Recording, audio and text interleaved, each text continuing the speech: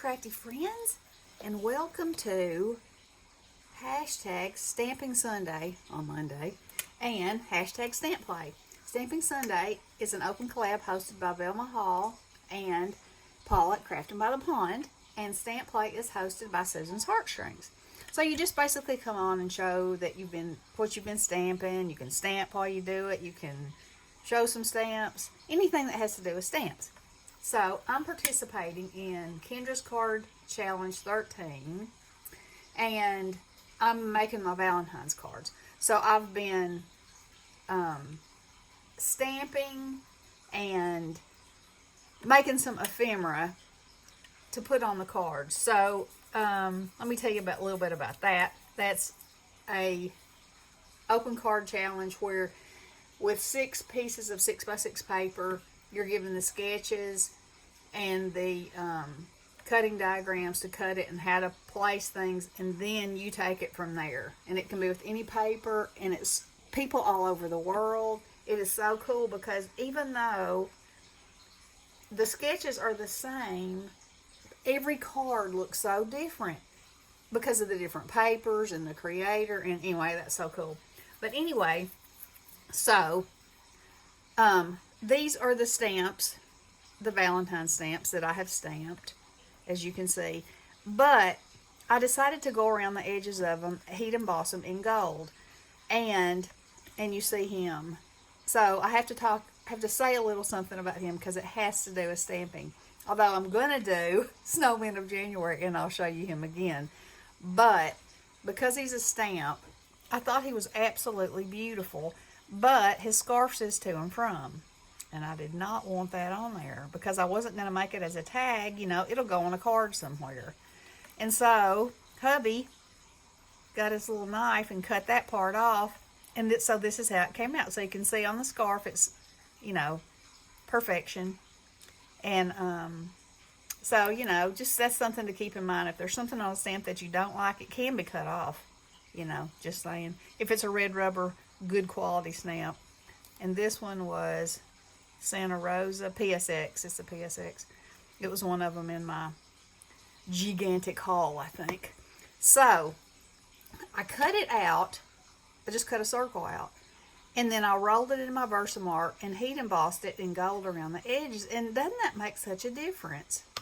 And so I did it with my tickets, which that didn't make that much of an impression on those tickets. But these little signs that I made, and I cut out in a wonky edge rectangle, I think that, and so I made some of my little Cupid mailman. Hopefully your mailman does not come to your door like that. And then this will be the inside of all my 15 cards. And so I thought, you know, I love this balloon, and I thought, well, that would add an extra punch of something if I went around the edges. And so for part of this, I had to actually use an embossing pen, which looks like this. And it's, you know, it's got the embossing ink in it. I also have a little squeeze bottle of Versamark that I can use if I want to. But anyway, so these are the ones that I stamped, you know. And so that's my stamping part that I wanted to show you. Now I'm going to show you how to do this in case you've never done it. I mean, it couldn't be any easier. You know, the only part that will make it difficult is if you choose a shape and it has something like that. And then you're going to need a pen or something to get in those areas. Okay? So I just cut out this pink tag just so you could see. Okay, and I'm using Versamark. Look how disgusting that is. Still works though, so do I care? No. And then I'm using Princess Gold. This is my favorite gold embossing powder. So all we're going to do is, I'm just going to mash it down in there like that. And I'm going to move this up here. Sprinkle it on. And why didn't I just put my powder on there first? Because I'm a nut. Okay. So there you go. Now, here goes the magic.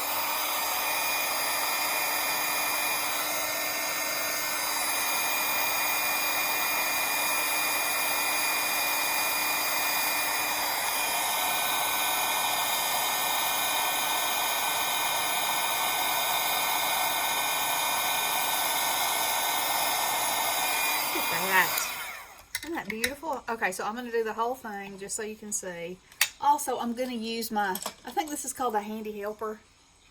Look at these adorable little hands. They're perfect for holding something when it gets hot. And, so now I'm just going to do this so it won't get all over it, since I did not use my powder. Okay.